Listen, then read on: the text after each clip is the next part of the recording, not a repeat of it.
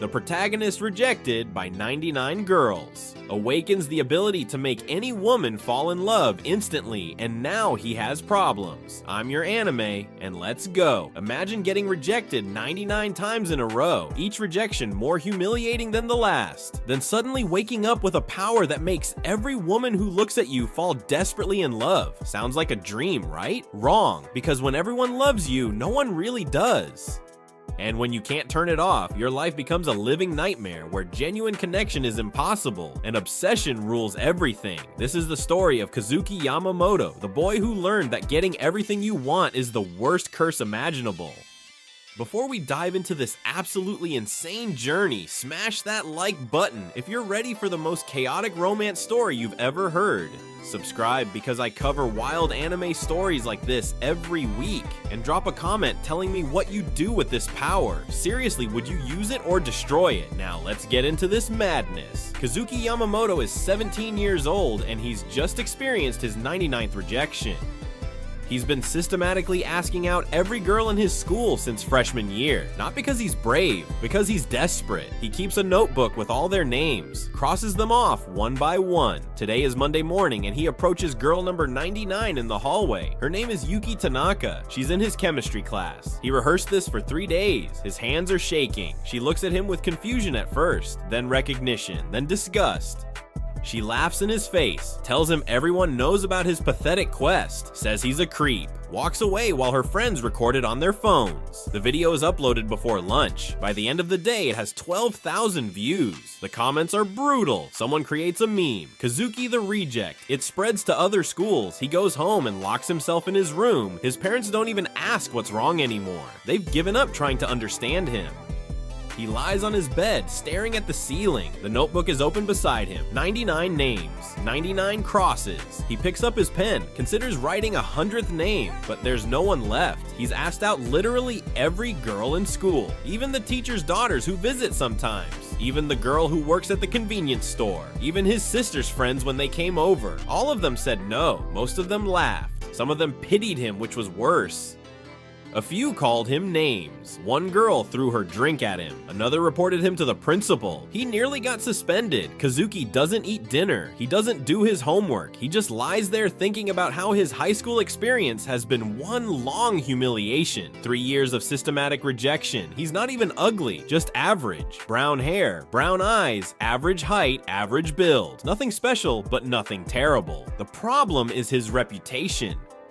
After the first 20 rejections, word got around. People started calling him desperate, started avoiding him. The girls he hadn't asked out yet already knew he was coming. They prepared their rejections in advance. Some of them made it a game. Who could reject him the most creatively? He remembers girl 47. She said yes. He almost cried from relief. Then she laughed and said she was joking. That one hurt the most. Around midnight, he finally falls asleep. He dreams about standing in front of a massive mirror. His reflection is smiling, but he's not. The reflection speaks, tells him that rejection has power, that every no is energy, that he's accumulated 99 units of pure rejection energy. The mirror cracks. His reflection reaches through and touches his forehead. He wakes up gasping. His room is dark. His phone says 3:17 a.m. He feels different, like something inside him shifted.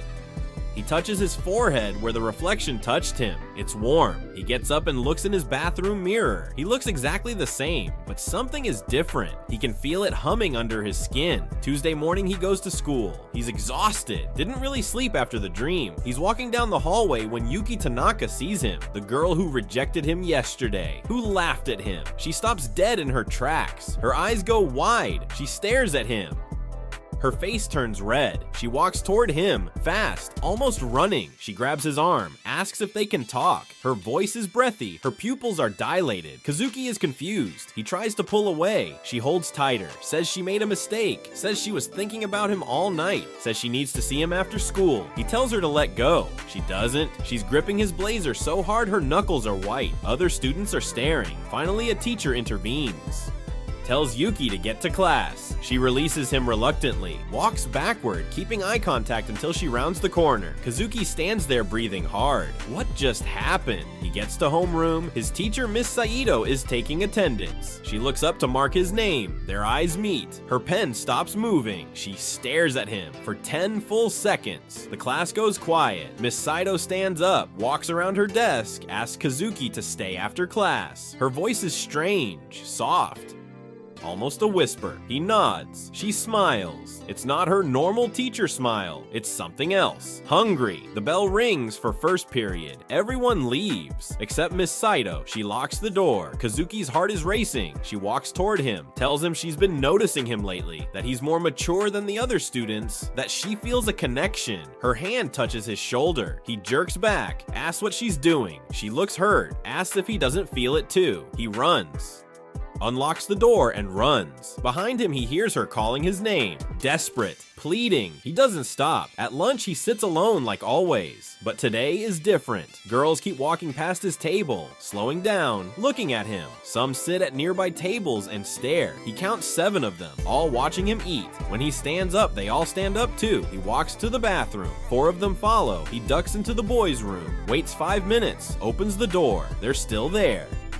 Waiting in the hallway, one of them steps forward. Her name is Akari. She's in his math class. Never spoke to him before. She tells him she's been in love with him since freshman year, that she was too shy to say anything, that she dreams about him every night. The other 3 girls start arguing with her, saying they loved him first, saying they have more right to him. Their voices get louder, angrier. A teacher has to break it up. Kazuki uses the chaos to escape.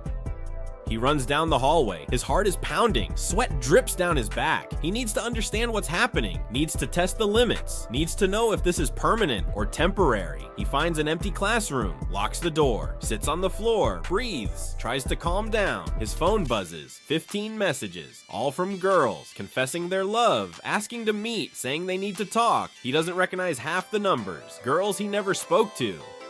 Girls from other classes, even girls from other schools who saw his video. Word is spreading. His power is spreading. This is escalating faster than he imagined. He needs help, but who can help with something like this? Who would even believe him? He stays in the classroom through 5th period, skips class, first time ever, doesn't care. Can't face more people, can't risk more eye contact. His phone keeps buzzing. He turns it off, sits in silence, thinks about his options. Option 1, stay hidden forever, not realistic. Option 2, tell someone, but who? A teacher would think he's delusional. His parents would worry. Friends. He doesn't have friends. That's the problem. That's always been the problem. He was so focused on getting a girlfriend, he never built actual friendships, never created a support system. Now he's alone with a power he doesn't understand and no one to turn to. The irony is suffocating. He wanted connection, and now he has too much of the wrong kind. The bell rings. 6th period. He needs to leave before the hallways fill. He unlocks the door, peeks out. Coast is clear. He walks fast, head down, eyes on the floor, makes it to the stairs, going down, almost at the exit. Then someone calls his name. Female voice. He doesn't look up, keeps walking. The voice gets closer. She's following, asking him to wait, to please just look at her. He breaks into a run, bursts through the exit doors. Sunlight blinds him. He stumbles. Someone catches his arm. He looks up without thinking. It's Saki Watanabe, student council president. Smart, popular, beautiful. Their eyes meet. Her expression changes. The professional student council smile melts into something vulnerable, something hungry. She asks if he's okay. Her voice is soft, too soft. Her hand is still on his arm, squeezing gently. He pulls away. She follows, asks if he wants to grab coffee. Says she's been noticing him lately, says he seems interesting. He tells her no. She looks hurt, asks why not. He says he's busy. She says she can wait, says she'll wait as long as he needs. Her eyes are desperate, pleading. This is bad. If the student council president is affected, everyone will notice. Everyone will know something is wrong with him. He runs again. This is becoming a pattern. Running away, hiding, but what else can he do? He can't fight an invisible power. Can't explain it to anyone. Can't control it. He's trapped by his own wish. The wish to be wanted, to be desired, to matter to someone. Now he matters to everyone, and it means nothing. Absolutely nothing. He gets home. His father is in the driveway, washing the car. Kazuki keeps his eyes down, says hi, walks past quickly. His father calls after him, asks if everything's okay. Kazuki says fine, keeps walking, gets inside. His little sister Yui is watching TV in the living room.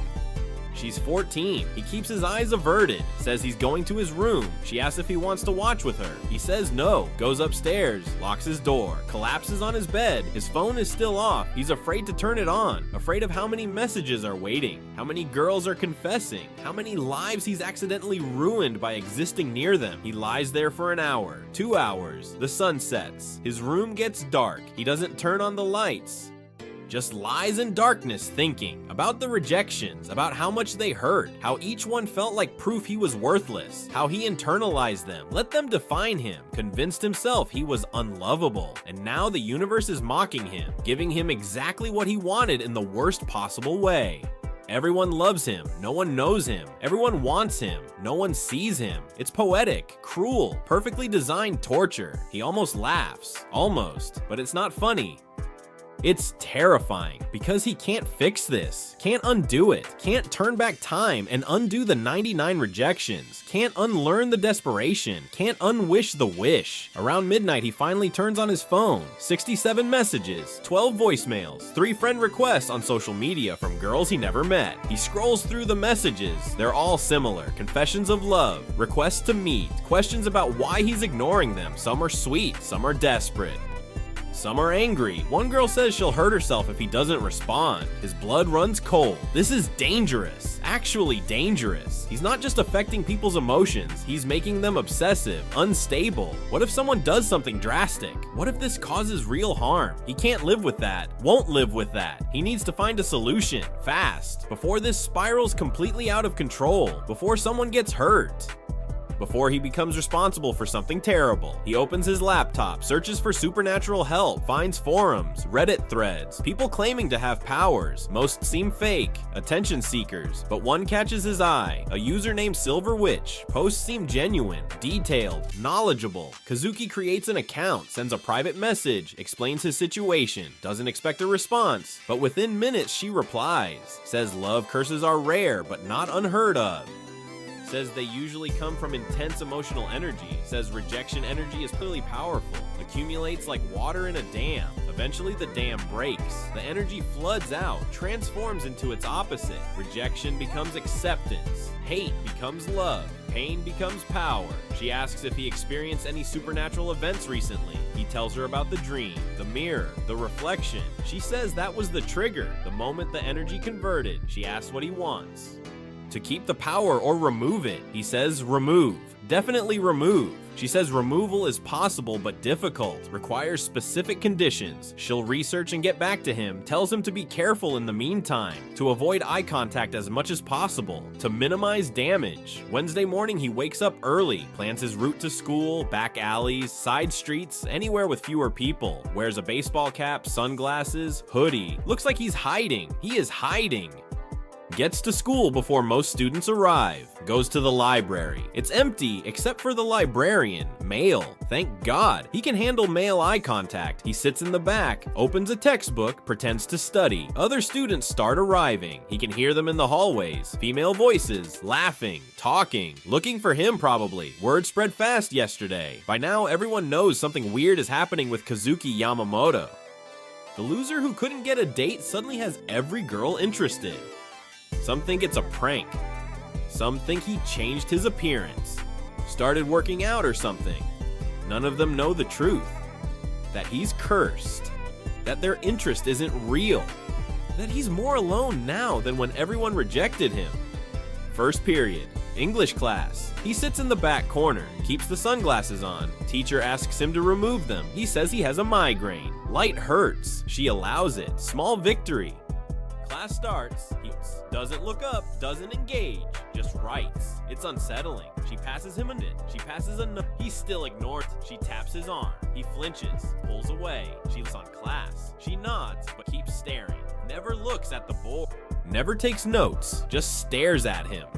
When the bell rings, she tries to follow. He's faster, loses her in the crowd. Second period, history, same strategy, back corner, sunglasses, head down. But the teacher is female. Miss Tanaka, young, first year teaching. She asks him to remove the sunglasses. School policy. He refuses. She insists. He looks up. Their eyes meet over the rim of the glasses. Her words die mid-sentence. She stares. The class goes quiet. Everyone watching. Miss Tanaka clears her throat, says actually the sunglasses are fine. Her voice is different, breathy. She continues the lesson but keeps glancing at him every few seconds, losing her place in the textbook, stuttering through explanations. The students notice, start whispering. Kazuki wants to disappear, wants to melt into the floor. This is humiliating for both of them. The bell finally rings. He's first out the door. Behind him, he hears Miss Tanaka calling, asking him to stay back.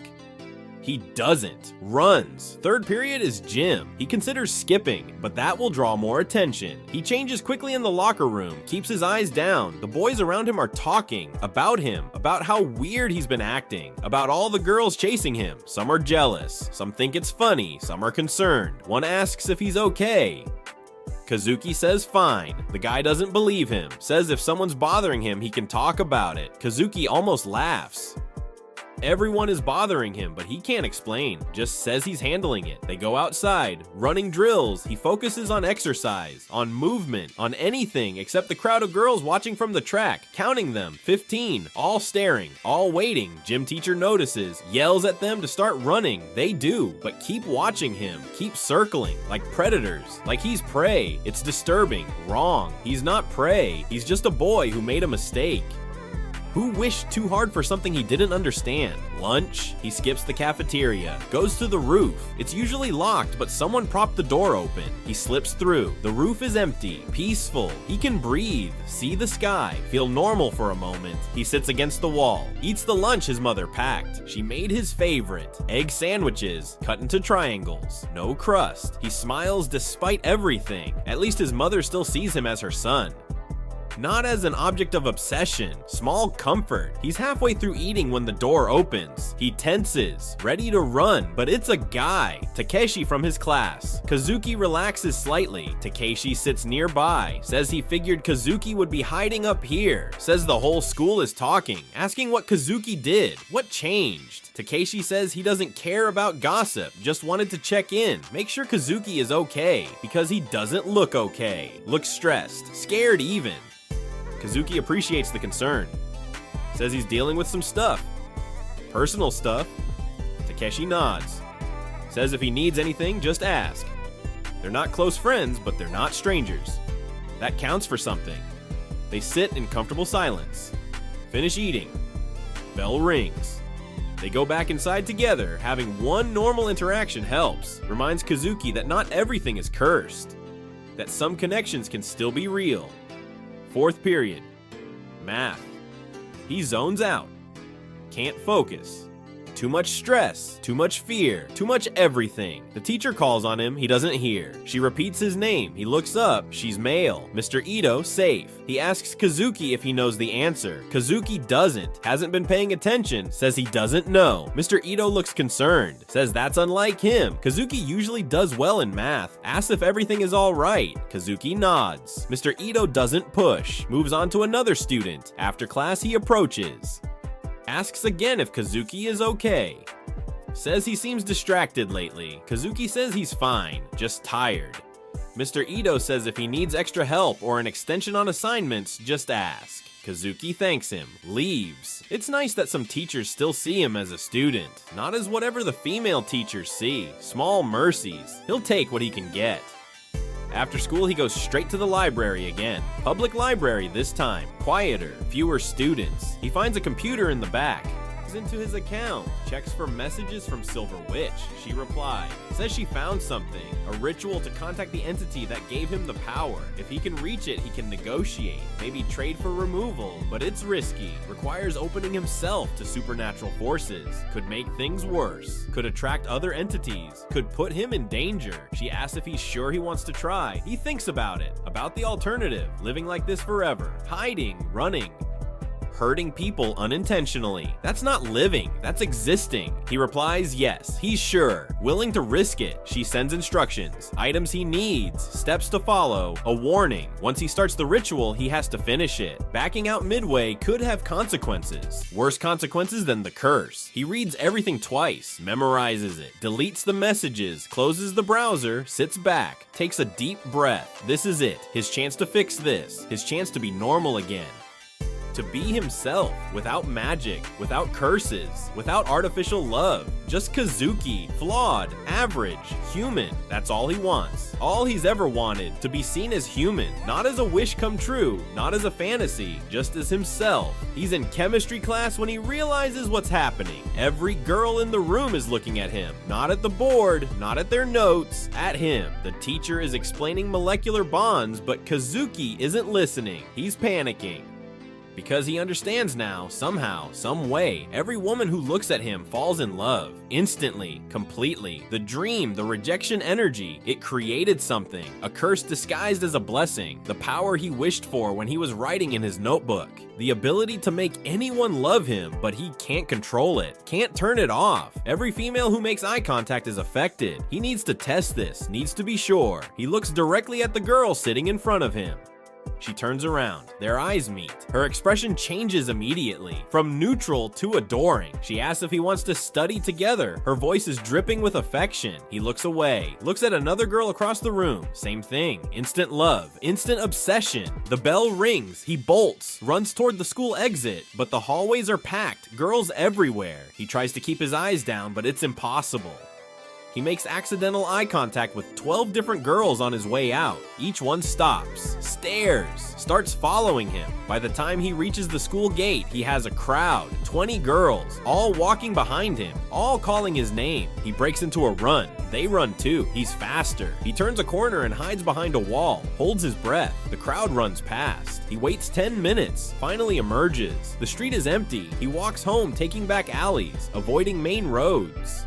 When he gets to his house, his mother is in the kitchen. He keeps his eyes on the floor, doesn't look at her, goes straight to his room, locks the door, sits on his bed. His heart is hammering. This is bad. This is really bad. He pulls out his phone, Googles supernatural powers, curse removal, love magic. Nothing useful, just fantasy articles and anime wikis. He tosses the phone aside, thinks, needs to figure out the rules. Rule 1, eye contact triggers it. Rule 2, only affects women. He tested that earlier when he looked at male students. Nothing happened. Rule 3, the effect is instant and intense. Rule 4, he can't turn it off. He tests Rule 1 by looking at a picture of a female celebrity on his wall. Nothing happens. So it requires real eye contact, not images. Good to know. He tests it again by video calling his cousin. She answers. He looks at the screen. Her expression changes. She asks if he's okay. Sounds concerned. Then caring, then something more. He hangs up, so it works through screens too. Great, just great. That night he doesn't leave his room. His mother knocks, asks if he wants dinner. He tells her to leave it by the door. He waits until he hears her footsteps retreat, opens the door a crack, grabs the plate, closes the door, eats in darkness, thinks about his options. Option 1, stay in his room forever. Not realistic. Option 2, wear a blindfold. People would ask questions. Option 3, only look at the ground. Possible, but difficult. Option 4, find a way to reverse it. Most logical, but how? He didn't ask for this power, didn't perform a ritual or make a deal with a demon. It just happened. The dream said rejection energy. 99 rejections created 99 units of power. What if he needs 99 acceptances to balance it, to reverse it? But he can't get genuine acceptance now. Every woman instantly loves him. It's fake, artificial. Not real consent, not real choice. He's essentially brainwashing people. Wednesday morning he stays home, tells his parents he's sick. His mother checks on him. He pretends to be asleep, keeps his eyes closed. She leaves. He spends the day researching, finds online forums about supernatural phenomena, posts anonymously, describes his situation. Most responses are jokes. People calling him lucky, saying they wish they had his problem. One response is different. A user named Silverwitch says love magic is dangerous, says it corrupts both user and target, says the only way to break it is to experience genuine rejection again, but not just any rejection. Rejection from someone who truly knows him, who sees past the magic, who chooses to say no despite the compulsion. Kazuki asks how that's possible. If everyone instantly loves him, how can anyone genuinely reject him? Silver Witch responds, find someone immune. Or find someone strong enough to resist. Thursday, he goes back to school. Has to. Can't hide forever. He wears sunglasses. It's weird, but whatever. He keeps his head down. Navigates the hallways carefully. It works until third period. A teacher tells him to remove the sunglasses. School policy. He refuses. Gets sent to the principal's office. Principal Nakamura is a woman. He's screwed. He sits in her office looking at his shoes. She asks him to look at her when she's speaking. He doesn't. She gets angry, threatens suspension. He has no choice. He looks up, their eyes meet. Her stern expression melts. She smiles, tells him to forget about the sunglasses, tells him he can do whatever he wants, tells him to come by her office anytime. Her hand reaches across the desk, touches his. He pulls away, runs out. The secretary tries to stop him. He makes eye contact accidentally. She gasps, stands up. He's already gone. In the bathroom, he splashes water on his face. Looks at himself in the mirror. He looks tired, scared. This isn't what he wanted. He wanted a girlfriend, wanted someone to choose him, to see value in him. This isn't choice. This is compulsion. It's wrong. He thinks about Silver Witch's advice. Find someone immune. But who would be immune to magic? He doesn't know anyone with powers. Doesn't know if anyone else even has powers. Unless he remembers something. There's a girl in school who everyone avoids. Her name is Rei. Rei Kurosawa. She transferred in last year, sits in the back of every class, never talks to anyone. Rumor is she can see ghosts, or she's cursed, or she's just weird. Students call her the Ice Queen because she never shows emotion, never smiles, never reacts to anything. What if she's different? What if whatever makes her weird also makes her immune? He finds her at lunch. She's sitting alone under a tree behind the gym, reading a book. He approaches carefully. She doesn't look up. He says her name. She turns a page, ignores him. He sits down anyway, says he needs to talk to her.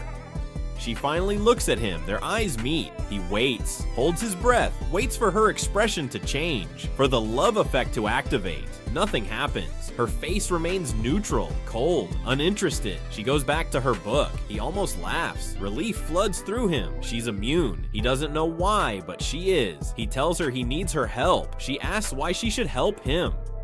He says because he's desperate. She closes her book, looks at him again, says desperation isn't a good reason. He tells her about his power, about the rejections, about the curse. She listens without interrupting. When he finishes, she's quiet for a long moment. Then she says she believes him because she can see it. The energy around him, like a pink aura, pulsing, spreading, infecting. She asks what he wants from her. He tells her he needs someone who can reject him, genuinely, without being affected by the power. She says rejection won't fix this. The magic is too strong, too embedded. He needs to understand it, control it, master it. Then maybe he can turn it off. She stands up, tells him to meet her after school, at the old shrine on the hill behind the school. He asks why there. She says because it's a place of power, where the boundary between normal and supernatural is thin, where she can see things clearly. He agrees, watches her walk away. She doesn't look back, doesn't seem affected at all. He feels hopeful for the first time in days. After school, he climbs the hill. The shrine is small, abandoned, surrounded by trees. Rei is already there, sitting on the steps. She tells him to sit. He does. She asks him to close his eyes, to feel the power inside him. He tries. At first, there's nothing. Then he feels it, the humming, the warmth. It's in his chest, like a second heartbeat, pulsing pink energy. She tells him to breathe with it, to sync his breath to the pulse. He does. The humming gets louder. She asks what rejection felt like. He says it felt like being erased, like he didn't matter. She asks if he wanted to matter. He says yes. She says that's the core of the magic, the desire to be seen, to be valued, to be loved. The 99 rejections fed that desire, twisted it, made it into something that forces others to see him, to value him, to love him, but it's hollow. Because forced love isn't real love, she tells him the solution isn't rejection, it's acceptance, but not from others, from himself. He needs to accept that he doesn't need everyone to love him, that being rejected doesn't make him worthless, that genuine connection with one person is worth more than artificial affection from hundreds. The power will fade when he stops needing it, when he genuinely doesn't care if people love him or not. He asks how long that will take. She shrugs. Says it depends on him. Could be days, could be years. In the meantime, she'll help him manage it, teach him to suppress it, to control who sees it and who doesn't. He asks why she's helping. She says because she knows what it's like to have a power you can't control. She touches her temple, says her own curse is seeing things that aren't there, or maybe are there. She's never sure. Sometimes she sees ghosts. Sometimes she sees people's true selves. Sometimes she sees futures that might happen. It's maddening, isolating. No one believes her. Everyone thinks she's crazy. So she stopped talking, stopped trying to connect, became the Ice Queen. She and Kazuki are both cursed by their desires. Hers to see truth, his to be loved. They spend the next week training. Every day after school at the shrine, she teaches him meditation, visualization, how to pull the energy inward instead of letting it radiate. It's hard. The power wants to spread, wants to affect everyone, but slowly he learns to contain it, to create a barrier. By Friday, he can walk through the hallways without causing chaos, as long as he concentrates, as long as he keeps the barrier up. But it's exhausting, like flexing a muscle constantly. He can't maintain it forever. Ray tells him that's normal, says it will get easier with practice, says eventually it will become automatic, like breathing. He hopes she's right, because going back to the chaos isn't an option. One afternoon during training, something happens. Kazuki loses concentration. The barrier drops. The energy bursts outward. Ray is sitting across from him. The pink energy hits her. For the first time, her expression changes. Her eyes widen. Her cheeks flush. She stands up quickly, walks away fast. He calls after her. She doesn't respond. He panics. He affected her. After a week of being immune, she's finally affected. He follows her, finds her behind the shrine. She's breathing hard. Her hands are shaking. He apologizes, says he didn't mean to. She tells him to shut up. Her voice is different, emotional, not the usual monotone. She says she felt it, the compulsion, the artificial love, trying to overwrite her feelings, but something else was there too, something real. She's confused, angry, scared. She tells him to leave. He doesn't want to, but she insists. He goes. That weekend is hell. Kazuki tries to text Ray. She doesn't respond. He goes to the shrine. She's not there. He waits for hours. She never shows. Monday morning, he looks for her at school. She's absent. Tuesday, she's absent again. Wednesday, he's desperate. He goes to the faculty office, asks if Ray is okay. The administrator says she hasn't called in. They've been trying to reach her. Kazuki gets her address from a friend who works in the office. Takes a bus to her neighborhood. It's old, run down. Her apartment building is small. 4 floors, no elevator. He climbs to the 3rd floor, knocks on her door, no answer. He knocks again, harder. Finally, the door opens. Ray is there. She looks terrible, dark circles under her eyes, hair messy. She asks what he wants. He says he wants to apologize, to make sure she's okay. She says she's fine, tries to close the door. He puts his foot in the way, says he knows she's not fine, that he messed up, that he needs her help still. She laughs. It's bitter. Says he needs her help. Always about him, about his curse, his problems. What about her? He's stunned. She's right. He's been selfish. He asks what she needs, how he can help her. She looks at him, really looks at him, says she needs him to understand something. When his power hit her, she felt 2 things: the artificial compulsion to love him, and something else, something real, underneath the magic. She's not sure if it was there before or if the magic created it, but it's there now. And she hates it because she can't trust it. Can't know if it's genuine or manufactured. He tells her it's genuine. His power makes people love him, but it doesn't create love where nothing existed. It amplifies, twists, corrupts. But the seed has to be there. She's been immune because she's strong, because her own power protects her. But that moment when his barrier dropped, she was vulnerable, and something real connected between them, not because of the curse, despite it. She lets him in. Her apartment is small, 1 room, books everywhere, on shelves, on the floor, stacked in corners. She's been researching curses, trying to find information about his specific type. Shows him what she found. Turns out love curses are rare, but not unique. They usually come from intense emotional trauma combined with supernatural exposure. His 99 rejections created the trauma. The dream was the exposure. Something answered his pain, gave him power. But power always has a price. The price here is isolation, because forced love isn't connection. It's loneliness surrounded by people. She asks if he wants to remove it. He says yes. She says there might be a way, but it's dangerous. Involves going to the source, finding the entity that gave him the power, making a deal or a trade. He asks what kind of trade. She says usually something of equal value. He gave up genuine connection when he got the power. To remove it, he'd need to sacrifice something else. Maybe memories. Maybe time. Maybe part of himself. If you're hooked on this insane story and wondering how Kazuki is gonna survive this curse, hit that like button right now. Make sure you're subscribed because this gets even more complicated from here. And drop a comment telling me if you'd take this power knowing the cost. Trust me, you need to see what happens when he finds out the truth about who gave him this ability. Let's continue. They decide to try. Rei knows a way to contact supernatural entities. Through ritual, through trance. They need specific items. A mirror from his childhood. Water from the place he experienced his worst rejection. Something representing love. He goes home, finds an old hand mirror in his closet from when he was 10. Gets water from the school fountain. That's where Girl 47 rejected him after saying yes. For the love representation, he's stuck. What represents love to him? Not his notebook. That represents desperation. Not flowers or chocolates. Those are just props, he thinks, realizes it's his phone. The device he used to research how to talk to girls, to plan his confessions, to document his failures, to connect with Rei. His phone represents his desire for connection, for love. He brings all 3 items to Rei's apartment that night. She's prepared everything. Candles in a circle, incense burning. The items in the center, she tells him to sit, to hold the mirror, to think about the moment the curse began, the dream, the reflection. He closes his eyes, holds the mirror, thinks back, remembers the cracked reflection, the touch on his forehead, the warmth. Rei starts chanting, low, rhythmic. The air gets heavy, the temperature drops, the candles flicker. Kazuki feels something, a presence, watching, waiting. He opens his eyes. His reflection in the mirror is moving independently. Smiling. The smile widens. Becomes something inhuman. The reflection speaks. Asks why he's calling. Kazuki's voice shakes. Says he wants to remove the power. The reflection laughs. Says the power is a gift, that most people would kill for it. Kazuki says it's a curse. The reflection says curse and gift are the same thing. Perspective matters. It asks what he'll trade for removal. Kazuki says anything. The reflection's smile fades. Says anything is dangerous to offer.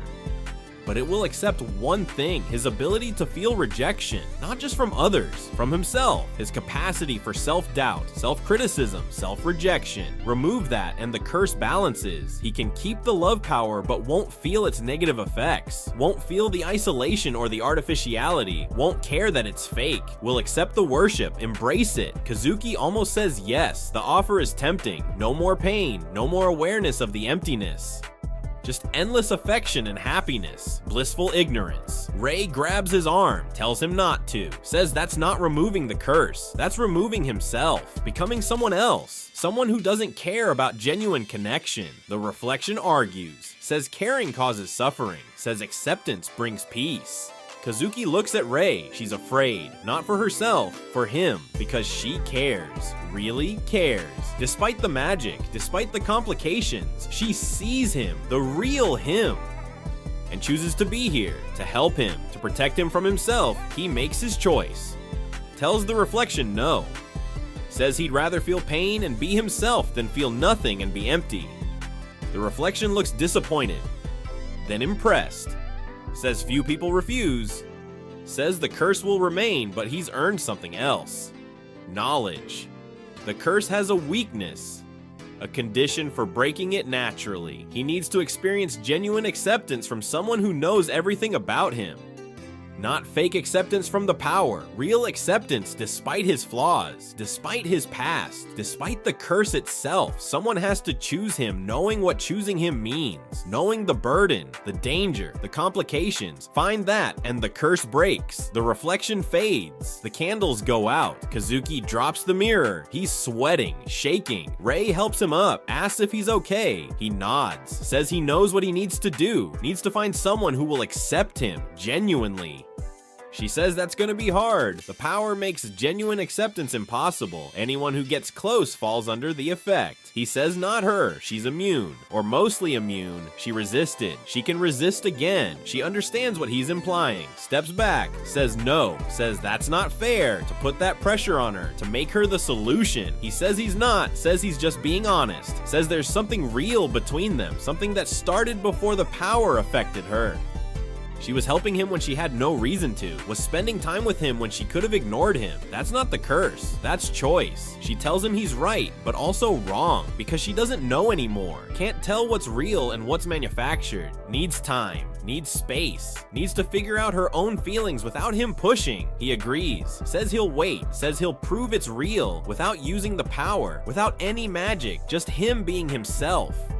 The next month is brutal. Kazuki has to navigate school while maintaining his barrier constantly, has to avoid looking at most girls directly, has to deal with the girls who are still affected from before. Yuki Tanaka in particular won't leave him alone, shows up at his house, at the shrine, everywhere. He has to keep rejecting her, feels terrible about it, because he knows it's not her fault. She's under a spell, but she doesn't know that, thinks her feelings are real. Thinks he's just being cruel. Other girls are the same, creating drama, fighting over him, spreading rumors. His reputation shifts from pathetic reject to heartless player. He can't win. Meanwhile, Rei keeps her distance. They still train at the shrine, but she's cold, professional, won't talk about anything personal. He respects her boundaries, focuses on control, gets better at the barrier, learns to suppress the power almost completely when he concentrates, but it's exhausting. He's tired all the time, grades dropping, stops eating properly, his parents notice, try to talk to him, he can't explain, just says he's stressed. The situation at school becomes more complicated. A group of girls form what they call the Kazuki fan club, unofficial, unwanted. They follow him everywhere, take pictures, share them online, create social media accounts dedicated to him, he reports them, gets them shut down, they create new ones. It's harassment. But he can't prove it's harassment without explaining the curse. And who would believe that? The school counselor calls him in, says multiple girls have reported concerning behavior from him, leading them on, playing with their feelings. He tries to defend himself, says he never encouraged anyone, never led anyone on. The counselor doesn't believe him, says the evidence suggests otherwise. All these girls can't be wrong. He must have done something, said something. Made them think he was interested. Kazuki feels trapped, accused of manipulation when he's the one being manipulated by his own power. The counselor puts him on academic probation. One more incident and he's suspended. He leaves the office feeling defeated, hopeless, like the curse is winning. That afternoon he's walking home when he hears shouting, turns a corner, sees a crowd, students circled around something. He pushes through. In the center are two girls fighting. Actually physically fighting over him. One is Yuki, the other is Akari. They're pulling hair, scratching, screaming at each other, claiming ownership, saying he's theirs. He tries to separate them, gets scratched himself, blood on his cheek. Teachers arrive, pull the girls apart. Both are crying, both are bleeding, both blame each other, won't admit they were fighting over him, but everyone knows, the whole school knows. This is Kazuki's fault, his curse, his problem.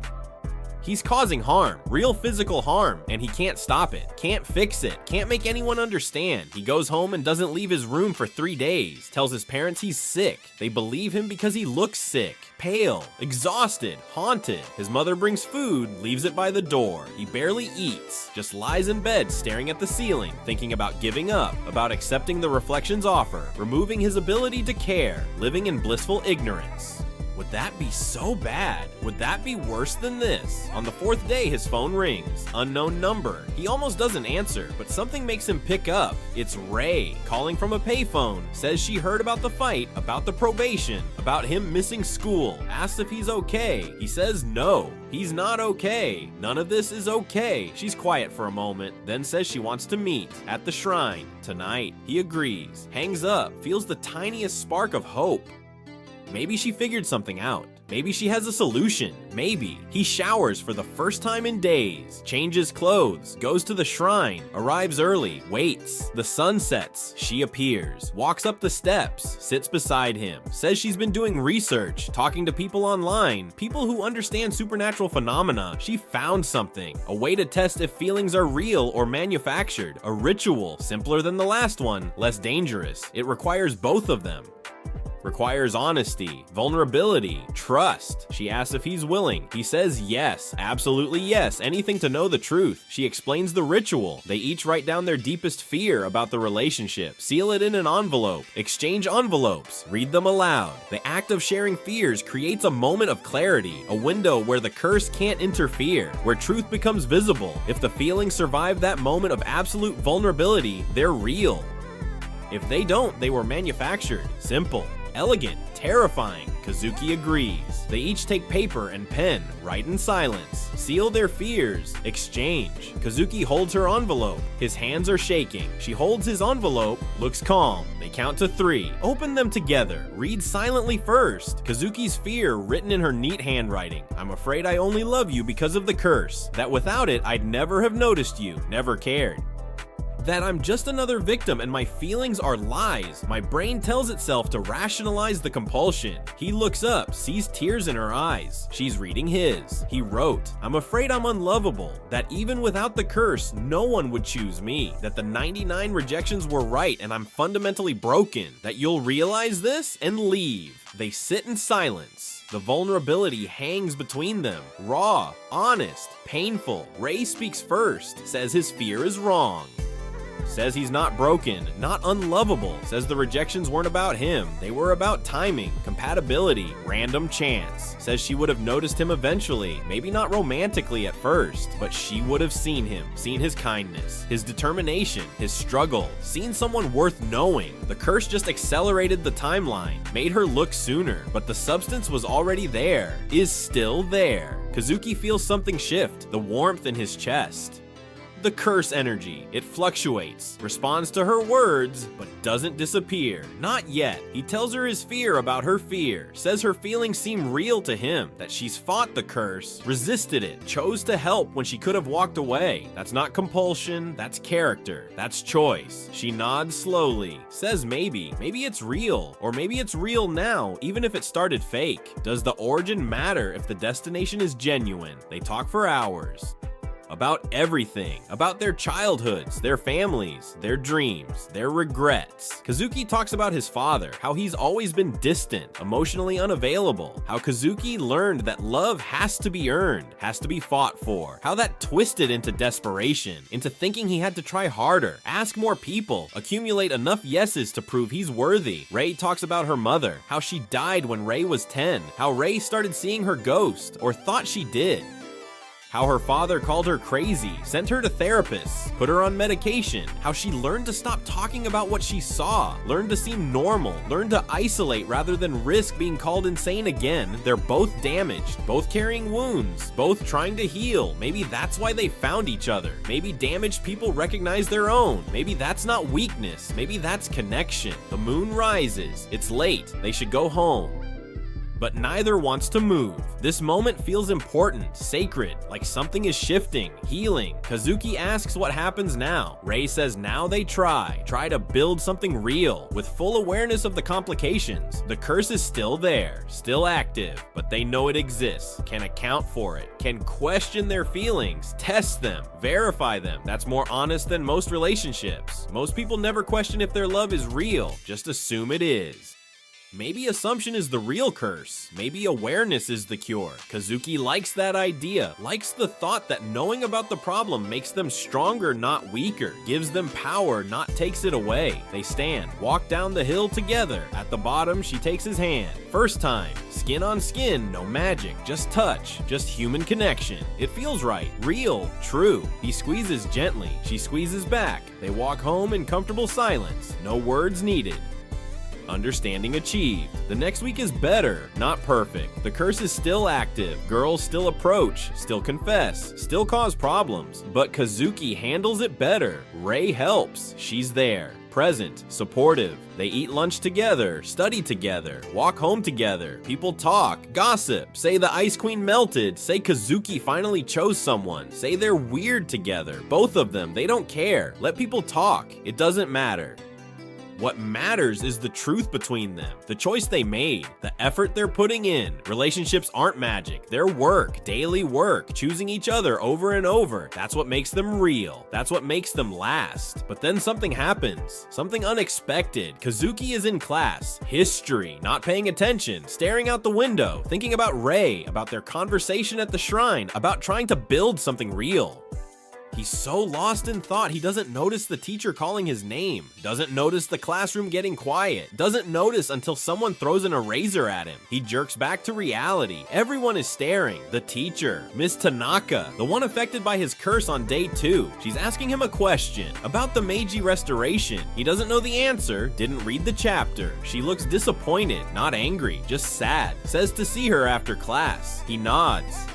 The class continues. He can't focus now, can only think about what she wants to say. When the bell rings, he approaches her desk. She waits until everyone leaves, then locks the door. He panics, tries the door. It doesn't open. She tells him to relax. She's not going to hurt him, just wants to talk. Privately, she sits on her desk. He stays by the door. She asks if he remembers the beginning of the semester, when they made eye contact, when something changed. He says yes. She says she remembers too. Says that day she fell in love with him. Instantly, completely, irrationally. Says she fought it, knew it was wrong, inappropriate, impossible. But the feelings wouldn't stop, wouldn't fade, got stronger. Says she's been doing research, trying to understand what happened. Found information about love curses, about supernatural phenomena. Thinks she knows what he is, what he has. Kazuki's blood runs cold. Someone knows. A teacher knows. This could destroy everything, ruin him, get him expelled, arrested maybe. She sees his panic, tells him to breathe, says she's not going to report him, not going to tell anyone because she understands. Says she has something similar, different but similar, an ability. She can sense emotions, feel what others feel. It's why teaching is hard. Too many emotions, too much noise, but also why she's good at it, why she connects with students, why she understands them. Says when she felt his curse activate, she felt something else too. His pain, his loneliness, his desperation. Says the curse comes from suffering, from deep emotional wounds. Says he needs help, real help, not from a therapist who won't believe him, from someone who understands the supernatural. She knows someone, a woman who specializes in curses, in helping people control or remove them. She can arrange a meeting if he wants. Kazuki doesn't know what to say. Doesn't know if he can trust her, but what choice does he have? He says yes. Please. Arrange it. She nods. Says she'll be in touch. Unlocks the door. Tells him to be careful. To keep fighting. To not give up. He leaves. Mind racing. Someone else knows. Someone understands. Maybe there's hope after all. One day he's walking home late. It's dark. He's been at the shrine training alone. Rei didn't show up. He's thinking about giving up. About accepting the curse. Living with it. Maybe the reflection was right. Maybe acceptance is better than fighting. He's not paying attention, doesn't see the group until it's too late. 5 guys from school, angry. One of them is Yuki's boyfriend, or ex-boyfriend. She dumped him because of her obsession with Kazuki. They surround him, start pushing, calling him names. Homewrecker, player, freak. He tries to explain, they don't want to hear it. The boyfriend throws a punch. Kazuki dodges, barely. Another guy grabs him, holds him. The boyfriend punches again, hits his ribs. Pain explodes. Kazuki gasps, tries to break free. Can't. Another punch, his face, his eye. He tastes blood. The barrier breaks. He's too hurt, too distracted, can't maintain it. The power bursts out, uncontrolled, full strength. Hits the guys holding him. Their grips loosen. They step back, look confused. Look at him with something like affection. The boyfriend stops mid-punch. His expression changes from anger to worship. He asks if Kazuki is okay. Sounds concerned, genuine. The others echo him, asking if he needs help, offering to walk him home, to get him to a hospital. They're in love with him now. All of them, straight guys, affected by the power for the first time. Kazuki runs, stumbles. His ribs hurt. His face is swelling, but he runs. Behind him, they're calling his name, apologizing, begging him to wait. He doesn't stop. Gets home, locks the door. His mother sees his face, screams. Asks what happened. He can't look at her. If he does, she'll be affected too. Keeps his eyes down, says he fell. She doesn't believe him, but he won't say more. Goes to his room, looks in the mirror, his eye is purple, lip split, cheek bruised. He looks like hell. Feels worse. Because now the power affects men too. It evolved. Or it was always supposed to, and he just didn't test it. Either way, it's worse now. Way worse. He can't look at anyone, not without risking affecting them. He's more isolated than ever. Texts Ray, tells her what happened. She doesn't respond immediately. He waits. An hour, 2 hours. Finally, his phone buzzes. She says she's coming over. He tells her not to, too risky. She says she doesn't care. She'll be there in 20 minutes. She arrives. He meets her outside, in the dark. She can barely see his face, but knows it's bad from his posture. She tells him to look at her. He refuses, says the power is stronger. Might affect her completely this time. She says she'll risk it, needs to see his eyes, to know he's really him. He looks up slowly, their eyes meet, he watches her face, waits for the change. For the love-drunk expression, nothing happens. She winces seeing his injuries but doesn't fall under the spell, still immune or still resistant. She asks who did this, he tells her. She's angry, really angry, says they had no right, that this whole situation is impossible for him. That he's been doing his best, trying to be good, trying not to hurt anyone, and he gets punished for it. She says she's been unfair too, keeping her distance, making him prove himself, when the truth is she already knew. The feelings were real, are real, despite the magic. Maybe because of it initially, but not anymore. She's been afraid of being vulnerable, of being wrong, of being another victim of his curse. But watching him suffer while she hid was worse than any of those fears. She takes his hand, says she accepts him, knows everything about him, the desperation, the rejections, the curse, the guilt, the loneliness, accepts all of it, chooses him anyway, not because of magic, because of who he is, because he's kind despite having power to control people, because he's fighting to do the right thing when the easy thing is right there, because he's honest about his flaws, because he cares about her feelings more than his own needs. She accepts him, genuinely.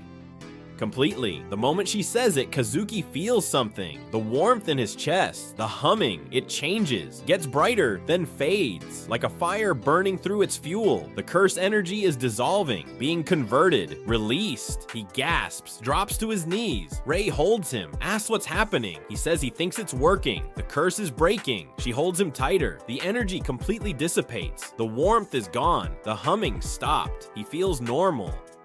For the first time in weeks, he feels like himself, just himself. No power, no curse, just Kazuki. They sit there in his yard for a long time. Eventually his mother opens the door, asks if he's coming in, asks who his friend is. He introduces Ray, makes eye contact with his mother, waits. Nothing happens, no love effect, no obsession. His mother just smiles normally, invites them both in for tea. Ray helps him up, they go inside. His mother tends to his injuries. Ray sits with him.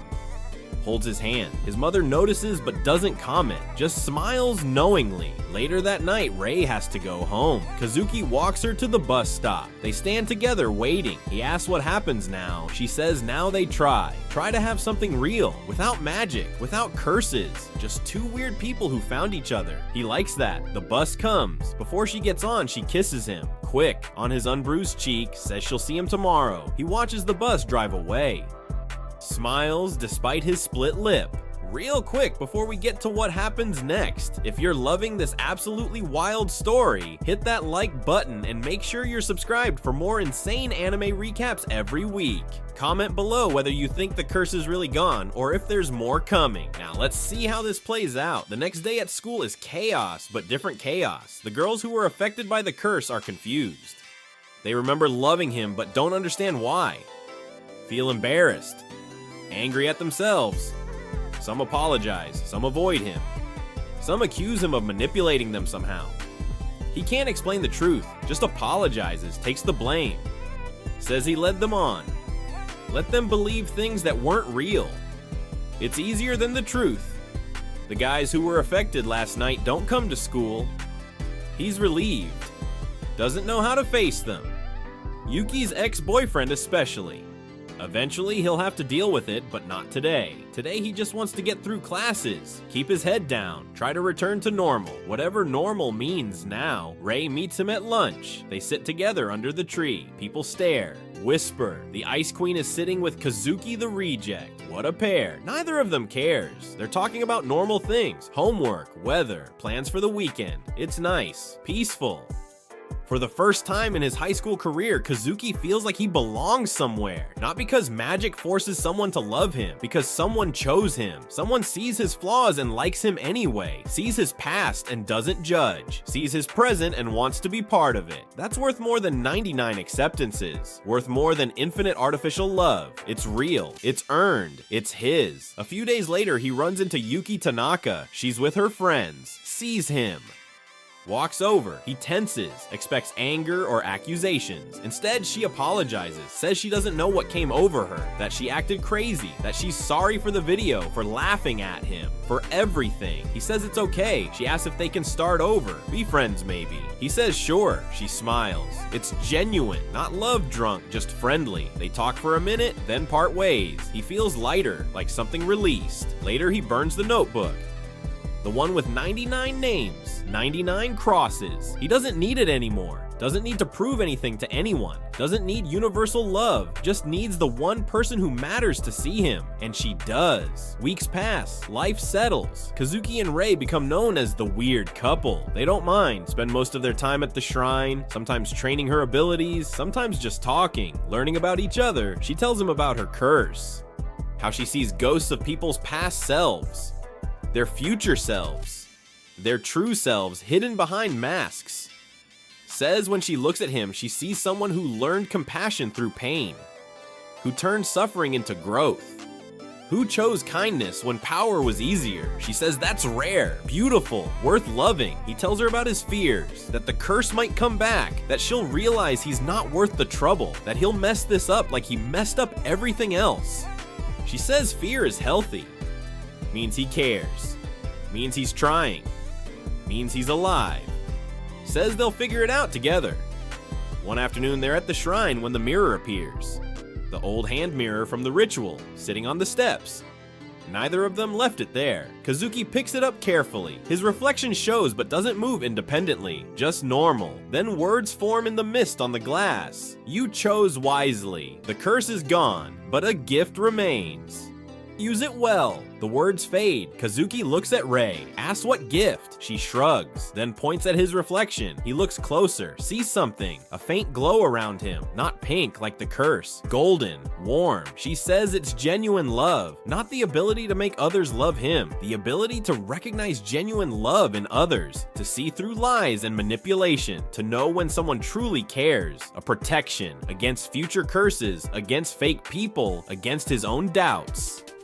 He'll always know if someone's feelings are real, including Rei's. He looks at her, sees her glow, bright gold, pure, real. She sees him seeing it, asks what he sees. He says everything, sees that she loves him, not because of magic, despite the hassle, despite the complications, because of who he is. She smiles, says good, because she does, and she's glad he can finally see it, finally believe it. The mirror shatters, turns to dust. Blows away in a breeze that shouldn't exist in the shrine. They watch it disappear. Kazuki feels complete. The journey from 99 rejections to one acceptance taught him something. Taught him that desperation attracts nothing genuine. That forced love is loneliness. That real connection requires vulnerability, requires risk, requires accepting that not everyone will choose you. And that's okay, because the ones who do matter more than all the ones who don't. He spent years trying to force people to see him, to validate him, to love him, when what he needed was to see himself, validate himself, love himself. The curse gave him everything he thought he wanted, then showed him it was empty. The cure gave him one thing that mattered, someone who knew everything and chose him anyway. Months later, he's helping Rei with her curse. They're researching ways to control her visions, to filter them, to choose what she sees instead of seeing everything. It's slow progress, but progress. They work together, support each other, build something real. His reputation at school shifts again, from reject to player, to that guy with the weird girlfriend. He doesn't care. Has Ray, has peace, has himself back. Sometimes he thinks about the 99 girls, wonders if things would be different if one of them said yes, but he knows the answer. If they'd said yes for the wrong reasons, he'd still be empty, still be searching, still be desperate. The rejections hurt, but they taught him, prepared him, made him into someone worth accepting, someone who understands that love isn't conquest, isn't accumulation, isn't validation from as many sources as possible. Love is choice, mutual, voluntary, risky, real. His parents notice the change, see him smiling more, eating properly, doing homework, bringing Ray over for dinner. His mother approves, says Ray is good for him, grounds him. His father asks if he's serious about her. Kazuki says yes, more serious than he's been about anything. His father nods, says good, says finding someone who sees you and doesn't run is rare. Don't take it for granted. Kazuki promises he won't. Learns from his father that his parents went through something similar, that his mother rejected his father 3 times before saying yes, that the rejections made him reevaluate. Made him become someone worth accepting. Kazuki never knew that. Realizes his desperation came from somewhere. From thinking love should be easy, immediate, universal, but it's not. It's specific, particular, earned, and that makes it valuable. One night he and Ray are walking home from the shrine. It's late, dark, quiet. She asks him if he regrets it, the rejections, the curse, the pain. He thinks about it, says no, because it led here, to her, to understanding himself, to becoming someone he actually likes. She asks if he'd do it differently, if he could go back. He says maybe. Maybe he wouldn't ask out 99 girls. Maybe he'd focus on being someone worth one yes instead of begging for any yes. But then he wouldn't have the curse, wouldn't need her help, wouldn't have met her properly. So maybe everything happened exactly as it needed to. She says that's a mature way to see it. He says he's had to mature fast.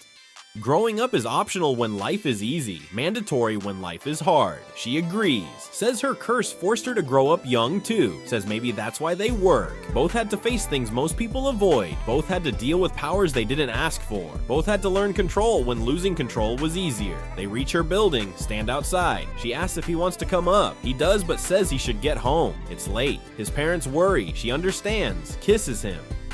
Longer than the quick peck at the bus stop. Says she'll see him tomorrow. He watches her go inside, walks home feeling light, feeling lucky, feeling like himself. The journey isn't over, still has to navigate life, school, the future. But now he has someone by his side, someone real, someone who chose him knowing everything. That's more than he dared hope for when he was writing 99 names in a notebook. That's more than any curse could give him. That's real magic. The magic of 2 broken people finding each other and deciding broken together is better than perfect alone. Senior year continues. Kazuki applies to universities. Ray does too. They plan to stay close. Same city if possible. Same school if they get lucky. Results come in spring. They both get into their first choice. Same university. Different programs, but same campus. Kazuki gets into psychology. Wants to understand human behavior. Wants to help people who feel invisible like he did.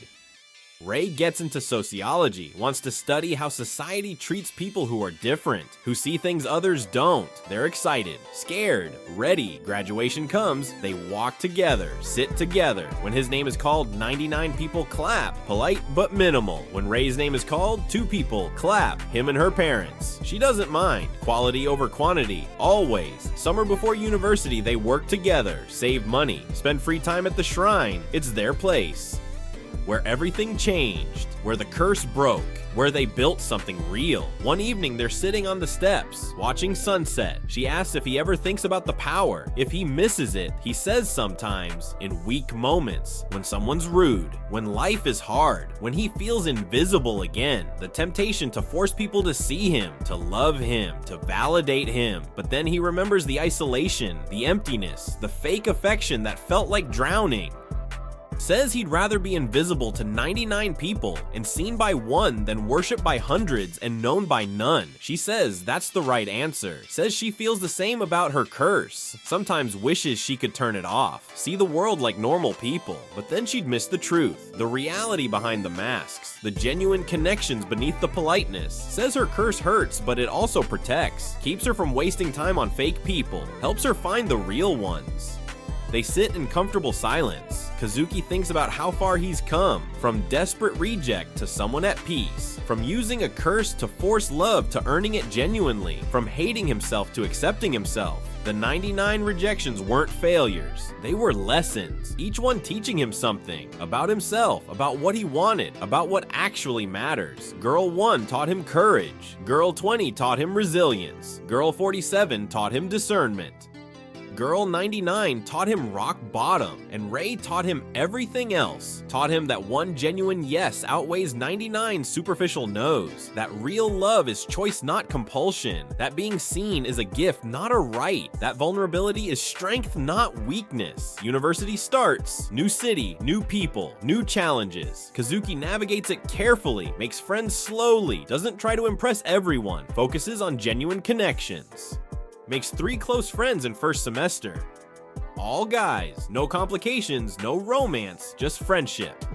Ray makes friends too, 2 girls from her sociology classes. They appreciate her bluntness, her insight, her refusal to play social games. Kazuki and Ray still spend most time together, but having other friends helps, reduces pressure, allows them to miss each other, makes reunions sweeter. They study together, eat together, explore the city together, build a life that's theirs.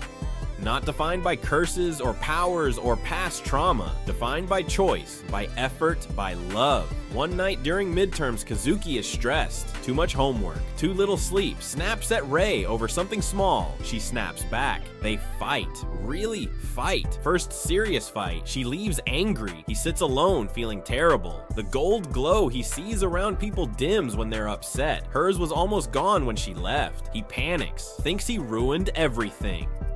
That she'll realize he's not worth it, that he's still the desperate reject underneath. But then he remembers the gift, the ability to see genuine love. He focuses, looks at his memory of her, sees the glow is still there, dimmed but present. She's angry but still loves him. Anger doesn't erase love, it's just emotion, temporary. He texts an apology, explains he's stressed, says he shouldn't have snapped. She responds an hour later, says she's sorry too, says relationships are hard.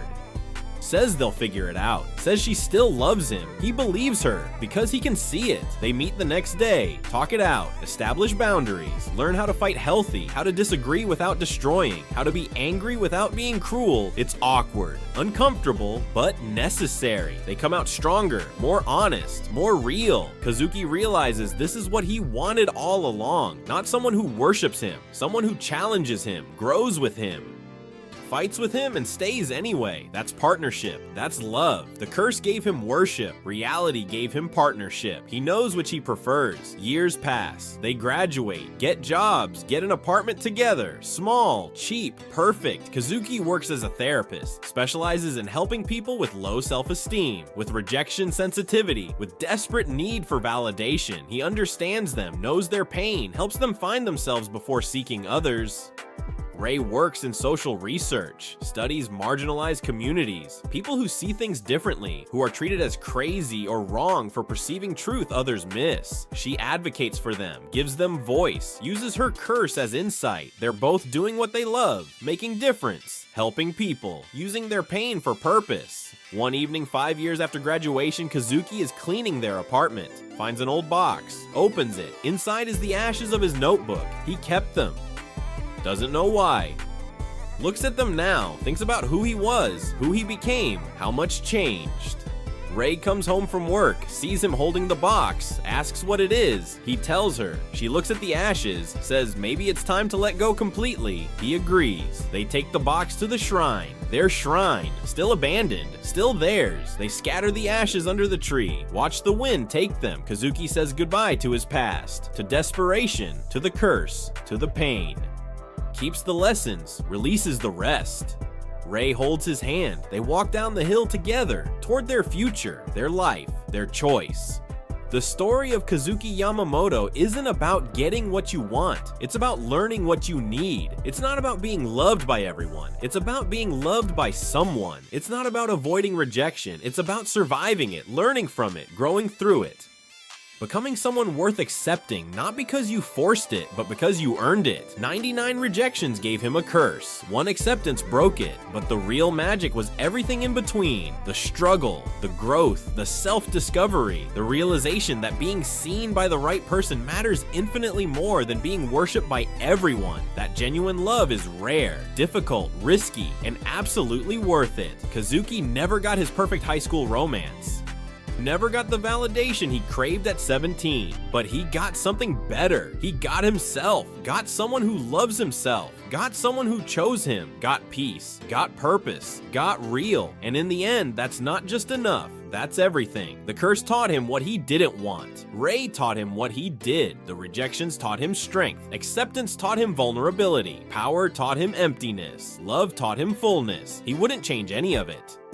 Wouldn't trade the pain for easier path, because easy doesn't build character. Struggle does, rejection does, failure does, getting back up does, trying again does, choosing vulnerability after being hurt does. That's what makes someone worth loving. Not perfection, not power, not universal acceptance, just humanity, honesty, growth, choice. The boy who was rejected 99 times learned that rejection doesn't define you, response does. He could have become bitter, cruel, used the curse for revenge, for control, for validation at any cost. Instead, he fought to do right, to be good, to earn love rather than force it, to accept himself before demanding others accept him. That's strength, that's growth, that's the real story, not the curse, not the magic, the choice, the daily choice to be better, to do better, to love better, to deserve the love he receives. That's what breaks curses, what builds relationships, what creates meaning, not power, not magic. Not destiny, choice. Always choice. And so the story ends where it began, with rejection. But this time it's different. This time Kazuki rejects the curse, rejects desperation, rejects the easy path, chooses the hard one, chooses growth, chooses real, chooses Ray, chooses himself, and in that choice finds everything he was looking for. Not what he thought he wanted, what he actually needed. Not universal love, specific love, not worship, partnership, not validation, self-worth. Not a curse disguised as blessing, a blessing earned through curse. The journey from 99 no's to one yes taught him everything. Taught him that the right one yes matters more than 99 no's. That genuine acceptance heals, that forced love destroys, that being loved for who you are beats being worshipped for what you're not. That real connection is rare and precious and worth fighting for, worth waiting for, worth being patient for, worth becoming someone worthy of. This is what Kazuki learned. This is what the curse taught. This is what acceptance healed. This is what love built. From desperate reject to confident partner. From cursed manipulator to genuine friend. From self-hating failure to self-accepting success. The transformation wasn't instant, wasn't easy, wasn't clean, but it was real. And real is all that matters. Real struggle, real growth, real love, real life. Not perfect, not painless, not without complications, but real, genuine.